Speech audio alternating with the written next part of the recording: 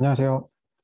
이번 시간에는 그 콘솔의 1.11부터 새로 추가된 어드민 파티션에 대해서 확인해 보는 시간을 갖도록 하겠습니다. 엔터프라이즈의 피처이고요. 그래서 해당 피처는 조금 더 좀 규모가 있는 그리고 관리에 대한 부분과 결부가 되는 기능이라고 보시면 될 것 같습니다. 용어에서도 이제 파티션이라고 하는 얘기가 붙었던 것처럼 결국은 뭔가를 세그멘테이션 해주는, 그러니까 격리해서 나눠주는 역할을 하는 건데, 기존의 네임스페이스는 약간 논리적으로 구분하는 과정이 있었다면, 파티션은 실제 물리적인 혹은 VM이나 베어메탈 기반의 특정 노드를 기반으로 이 서비스들을 격리시키는 그런 기능을 담고 있다고 보시면 될 것 같습니다. 이 파티션 기능이 나오게 된 배경을 좀 살펴보면요.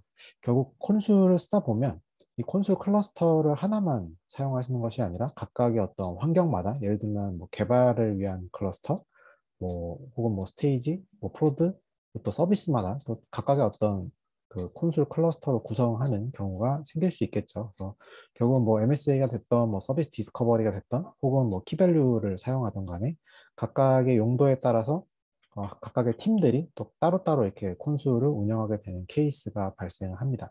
그래서 이런 케이스가 발생하면 이런 클러스터 자체가 여러 개가 생기게 되겠죠. 그래서 나름 각 팀 간의 어떤 자율성을 보장은 하지만 실제로 어떤 확장을 하거나 관리적인 부분에서는 당연히 높은 비용이 발생할 수 있다고 볼 수가 있겠습니다. 그래서 이제 단일 콘솔 매니지먼트 클러스터로 뭔가 통합을 해보자라고 하는 기반 하에 이제 발전된 어떤 기능이라고 볼 수가 있겠고요.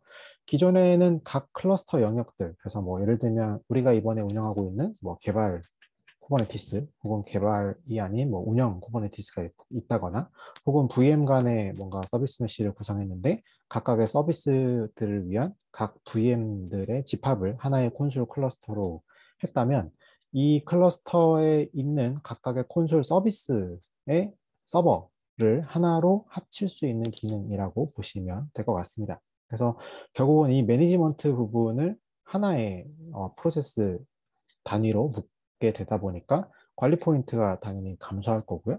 그리고 이 기존에는 뭐 파드가 됐던 VM이 됐던 어딘가에 이 콘솔 서버를 다중으로 올려놨어야 됐다면 이 부분들을 또 줄임으로써 인프라적인 비용도 또 일정 부분 절감할 수가 있겠습니다.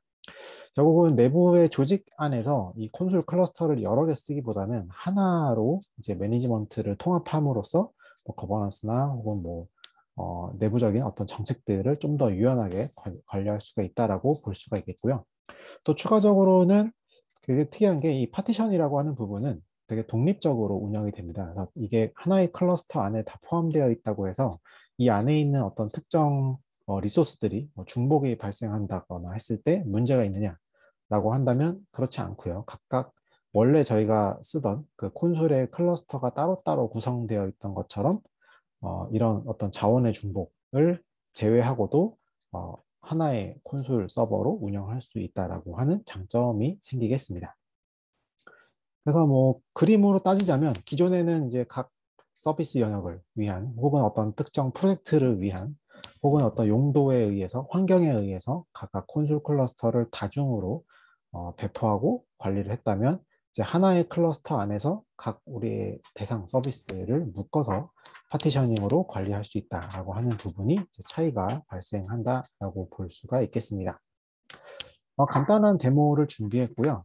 이번 데모에서는 이제 VM상에 존재하는 콘솔 서버, 그리고 이 서버가 관리하는 두 개의 EKS 클러스터를 준비를 했습니다. 그래서 기존대로라면 이제 EKS 클러스터에 따로따로 콘솔 서버가 존재를 하고 이 서버들을 이제 페더레이션을 구성을 해서 뭐 메시 게이트웨이를 통해서 두 개의 클러스터가 이제 통신을 할 수 있게 하는, 아마 이전에 저희가 보았던 이런 데모들을 통해서 구성했던 것들을 보셨을 수 있는데 이번 케이스에서는 그러면 이제 각각 떨어져 있던 클러스터를 이제 하나의 클러스터로 묶고 여기서 이제 파티션 기능을 활용해서 이제 각 파티션의 별개의 어, 애플리케이션 서비스들이 독립적으로 올라가는 부분을 먼저 확인해 보고요.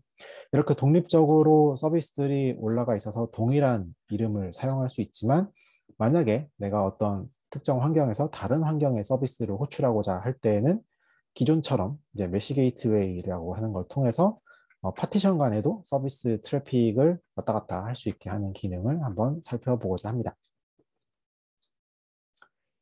네, 그러면 일단 구성되어 있는 환경을 좀 설명드리기 위해서 일단 여기 왼쪽에 보이시는 화면에 보면 EC2 인스턴스로 콘솔 서버를 띄우기 위한 환경을 하나 구성을 해 두었습니다. 그래서 이 안에는 별도의 뭐 클러스터나 클라이언트나 이런 것들은 존재하지 않고요. 딱 그 매니지먼트만을 위한 단일 이제 매니지먼트 환경만 구성이 되어 있다라고 보실 수가 있겠고요. 그리고 이번 데모를 위해서 EKS 클러스터를 두 개를 준비했습니다. 그래서 이 클러스터 간에 서비스들이 어떻게 독립적으로 운영이 되는지, 그리고 독립적이지만 또 연계도 할 수 있는 부분에 대해서 확인을 해보고자 합니다. 네, 콘솔의 대시보드 화면으로 돌아가 보면 일단 UI에서 지금 뭐 노드를 많이 띄우지 않았기 때문에 굉장히 심플하게 노드가 그냥 하나 이렇게 존재하는 걸 볼 수 있는데요. 보면은 요거는 현재 VM에 올라가 있는 그 서버 노드가 되겠습니다. 아까 잠깐 보셨을 수도 있겠지만 다시 그 아마존의 네, EC2로 가보면 현재 떠 있는 인스턴스가 이렇게 떠 있고요. 근데 프라이빗 주소가 10.0.10.105로 되어 있죠. 다시 콘솔로 돌아가 보면 10.0에 10에 105번으로 이렇게 디폴트 IP로 현재 구성이 되어 있는 걸 확인할 수가 있고요. 콘솔을 이제 EKS에 구성할 때는 햄차트를 사용해서 구성을 할 수가 있습니다. 햄차트에서 구성할 때 하나 좀 다른 점은 오른쪽 화면에 보시면 기존에는 이제 햄 차트를 통해서 쿠버네티스의 콘솔을 배포할 때 서버가 항상 있었습니다. 근데 이제 서버 부분을 디세이블을 처리를 하고요. 그래서 글로벌 이네이블이 폴스로 지정이 되고 실제 서버와 관련된 부분은 이제 설정이 빠지게 되고요. 대신에 여기 있는 이제 클라이언트, 콘솔 클라이언트들은 외부에 있는 서버를 바라봐야 되기 때문에 이 익스터널 서버라고 하는 그러니까 외부 서버에 대한 접근에 대해서 구성을 하게 됩니다. 이렇게 구성을 하게 되면 해당 쿠버네티스 안에는 서버가 없는 상태로 콘솔 클러스터가 구성이 되게 되는 것이죠. 그리고 또 한 가지 차이점은 어드민 파티션이라고 하는 게 이렇게 이네이블이 되게 되어 있고요. 이 어드민 파티션의 네임에다가는 제가 햄 차트로 실제 인스톨을 할 때 네임을 넣어서 배포를 했다라고 보시면 될 것 같습니다. 자, 이렇게 해서 구성이 끝나게 되면 이 왼쪽에 어드민 파티션에 제가 넣은 요 이름으로 인해서 EKS 1번 그리고 EKS 2번에 대한 각 파티션이 구성이 된 거를 확인할 수가 있습니다. 자, 이 상태에서 하나 이제 애플리케이션을 이미 파티션 1번 쪽, 네, EKS 1번 쪽에는 두 개를 올려놓았고요. 이게 어떻게 동작하는지 한번 확인을 해 보도록 하겠습니다.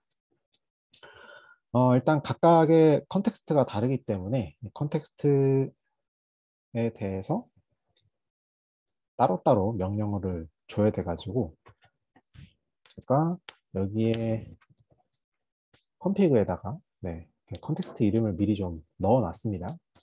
그래서 네, 서비스를 확인해 보면 현재 로드 밸런서로 인그레스 게이트웨이가 이렇게 떠 있고요. 이 인그레스 게이트웨이에서 띄운 이 퍼블릭 URL을 가지고 EKS1에 떠 있는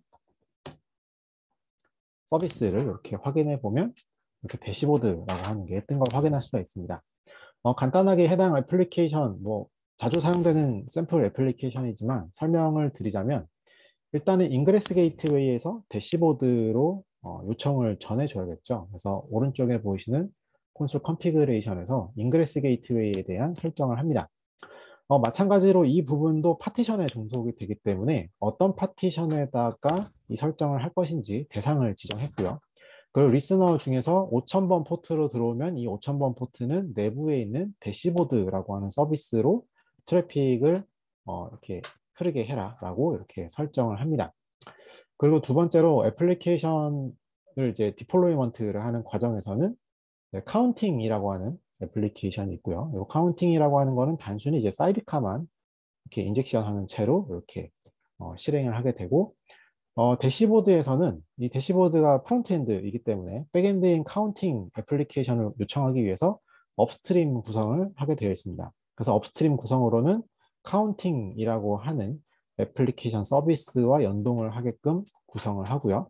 이 서비스와 통신을 하기 위해서는 9001번으로 매핑을 해 두었습니다. 그래서 해당 대시보드가 카운팅 서비스에 요청하는 방식이 로컬호스트의 9001번으로 요청하게끔 구성이 되어 있는 것이죠. 이런 식의 구성을 통해서 현재 이제 하나의 파티션, 1번 파티션에는 이런 하나의 프론트엔드와 백엔드 애플리케이션 그리고 인그레스 게이트웨이가 구성이 되어 있는 것을 이렇게 확인할 수가 있습니다. 그럼 이제 콘솔의 입장에서는 이 서비스라고 하는 이 이름이 같으면 이제 기존에는 하나의 클러스터였기 때문에 당연히 뭔가 겹치거나 할 수가 있겠죠. 그래서 이때 썼던 방법이 네임스페이스를 썼던 방식인데, 근데 현재 저희가 지금 추구하고자 하는 부분은 동일한 하나의 클러스터 안에서 서로 다른 영역의 플랫폼 간에 떠 있는 각 클러스터를 하나의 관리 포인트로 묶는 것이기 때문에 여기서는 네임스페이스를 동일하게 줘서 실제 디플로이를 했을 때 무슨 차이가 발생하는지 확인해 보도록 하겠습니다.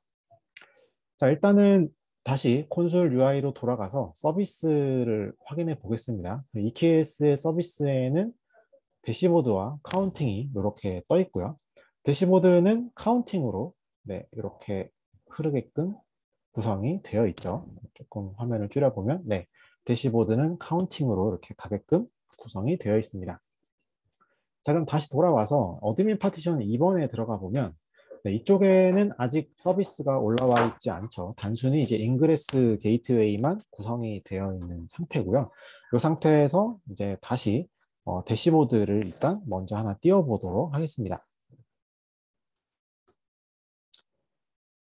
네, 클러스터 1번에 대해서 대시보드를 띄울 거고요. 제가 딜리트를 했군요. 어플라이를 해서 어플라이로 이제 새로 만들게 되면 이제 해당 대시보드 프론트엔드 앱이 뜨게 되는 거고요. 잠깐 해당 대시보드에 대한 이 야물을 봐보면 앞서 보셨던 이제 EKS 1번 파티션에 있는 디플로이먼트와 EKS 2번 파티션에 대한 대시보드 설정이 딱히 다르지 않습니다.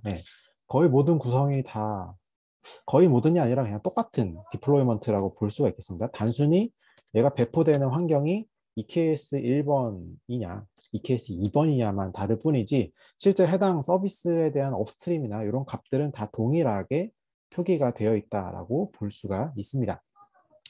자, 이 상태에서 실제 다시 대시보드에 대한 부분을 확인해 보면 일단 인그레스 게이트웨이를 대시보드로 이렇게 흐르게끔 인텐션을 지정을 해야겠죠. 그래서 인텐션 규칙을 인그레스에서 대시보드로 흐르기 위해서 alow를 시킬 거고요.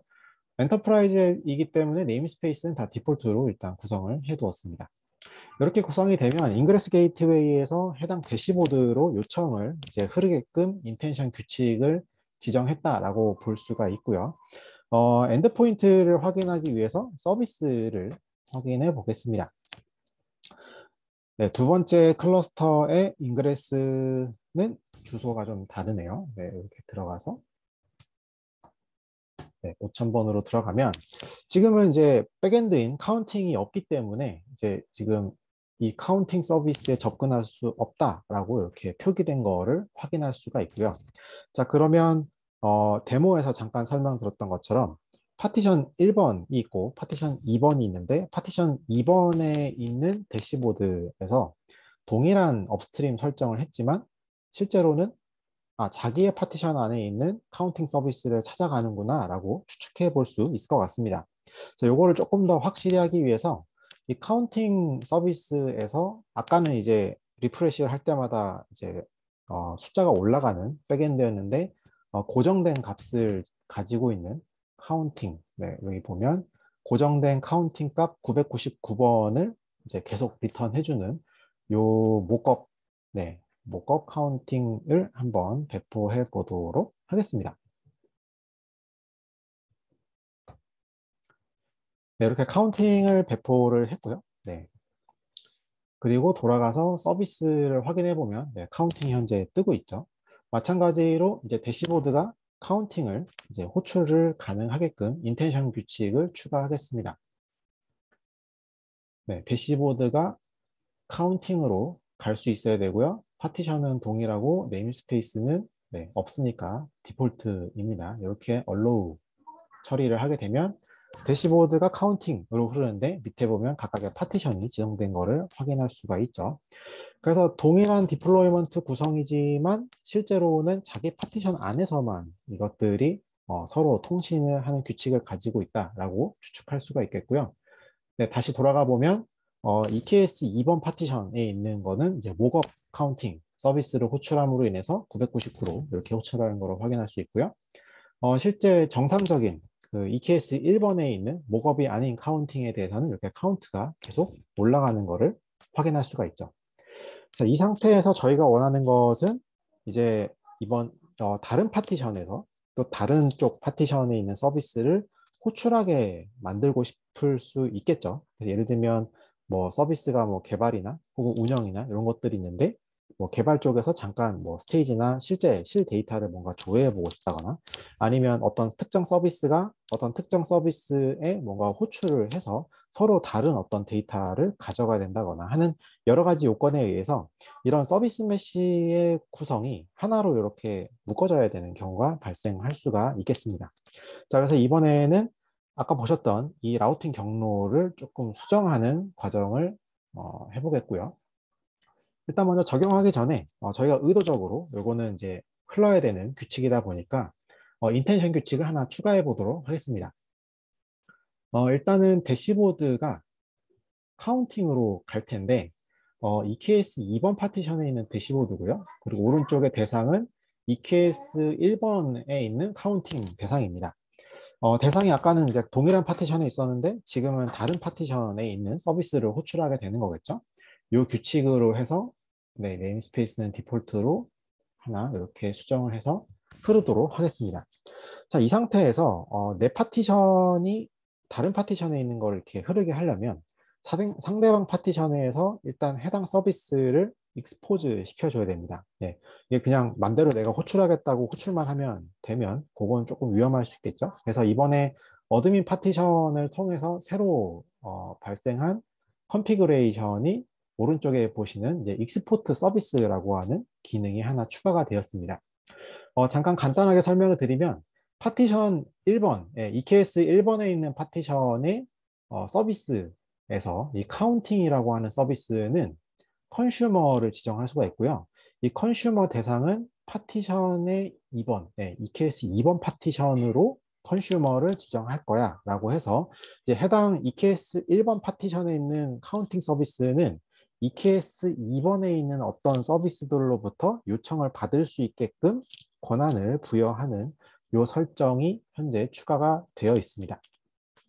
자, 이 상태에서 이제 이 트래픽을 흐르게 만들어야겠죠. 자, 그러면 이 화면으로 돌아가서 여기가 이제 EKS 2번 대시보드 화면이고요. 현재는 EKS 2번 카운팅, 목업 카운팅으로 흐르고 있죠. 이 상태에서 수정할 것은 이제 업스트림에 대해서만 수정을 하게 됩니다. 동일하게 서비스 이름은 카운팅이지만 네임스페이스가 디폴트였고요. 그리고 대상이 EKS 1번에 있는 서비스였습니다. 네, 이렇게 지정을 하게 되면 현재 지정된 나의 파티션 정보가 EKS 2번에 뜨는 서비스인데 EKS 1번이라고 하는 서로 다른 파티션을 호출하게끔 구성이 되기 때문에 이 요청은 바로 메시 게이트웨이로 날아갑니다. 그래서 메시 게이트웨이는 자기와 연합되어 있는 클러스터 구성 간의 EKS 1번 파티션을 가지고 있는 해당 파티션을 찾게 되고 그쪽에 있는 카운팅 서비스에다가 요청을 주게 되는 이런 로직으로 구성이 되어 있습니다. 자, 그럼 변경된 구성을 다시 적용을 해보도록 하겠습니다. 네, 대시보드만 업데이트해서 바로 네, 구성했고요. 네, 디플로이먼트 대시보드가 수정이 되었습니다. 자, 이 상태에서 조금 기다려 보면 이제 라우팅이 변경이 되면서 이 기존의 사이드카 프록시에서 전해줬던 이 값을 내 카운팅으로 나라와 같은 파티션에 있는 쪽에 카운팅으로 줬다가 지금은 EKS 1번 파티션이 대상이 됐죠. 이렇게 바뀌면서 메시 게이트웨이로 타고 다른 파티션으로 넘어가게 되는 것을 확인할 수가 있습니다. 네, 왼쪽에 지금 데이터 값이 바뀌는 것을 확인하실 수 있었죠. 그래서 기존에는 목겁으로 가던 것이 지금은 이제 바뀌어서 메시 게이트웨이를 타고 다른 파티션으로 요청이 넘어가게 됨을 확인해 할 수가 있는 것이죠. 네, 이렇게 해서 데모 환경에서 잠깐 보여드렸던 파티션이 두 개가 있고, 하지만 서버는 동일한, 그리고 각각 파티션에 있는 각 서비스를 서로 독립적으로 동작은 하지만 이것을 외부로 노출시키고 호출할 수 있는 방법, 이런 식으로 해서 저희 서비스 메시라고 하는 부분도 결국은 여러 환경, 여러 우리 내부에 어떤 특정 데이터 센터 안에서도 뭐 환경이라든가 혹은 목적이라든가 혹은 각각의 서비스 분류에 의해서 각각을 관리하는 이런 환경도 구성할 수가 있고, 거기에 더불어서 필요하다면 각 파티션 간에도 뭔가 통신을 할 수 있는 이런 환경을 만들 수 있다라고 하는 간단한 데모를 진행해 보았습니다.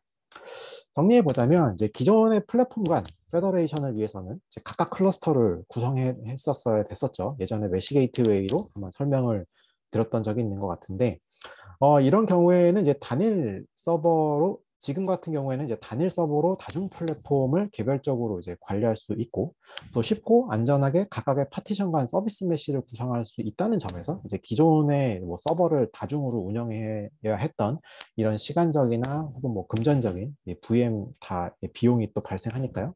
이런 부분을 이제 절약하고 또 관리 포인트는 일원화할 수 있다는 점에서 이번에 새로 추가된 이 어드민 파티션의 어떤 기능적인 특징이 있다라고 볼 수가 있을 것 같습니다. 네, 긴 시간 감사드리고요. 이번 과정에 대해서 이제 저희 공식적인 런 사이트가 있습니다. 그래서 멀티 테넌트 위드 어드미니스트레이티브 파티션즈라고 하는 과정을 통해서 뭐 쿠버네티스, 다중 쿠버네티스 간의 파티셔닝을 할 수 있는 실제 이제 데모 랩 환경이 제공이 되니까 관심 있으신 분들은 여기서 한번 진행을 해보셔도 좋을 것 같고요. 이번에 진행했던 데모, VM과 이제 EKS 두 개 간의 파티셔닝을 해볼 수 있는 데모는 별도의 GitHub에다가 코드를 올려놓았습니다. 그러니까 테라폼 코드도 같이 있으니까 실제 구성을 해보시고 테스트를 해보실 수 있을 거고요. 그리고 이번 기능은 엔터프라이즈 피처이기 때문에 이제 트라이얼 라이센스가 필요합니다. 그래서 요 아래 세 번째 라인에 보이시는 이제 콘솔 트라이얼을 받으실 수 있는 이 사이트에서 신청을 하시면 한 달 동안 사용하실 수 있는 콘솔의 엔터프라이즈 라이센스를 받으실 수 있을 것 같습니다. 네, 추가적인 질문이 있으시다면 컨택트 KR 하시코프닷컴의 이메일로 또 문의를 주시거나 하시면 또 저희가 같이 함께 얘기해 볼 수 있는 시간이 생길 것 같습니다. 네, 오늘도 긴 시간 감사합니다.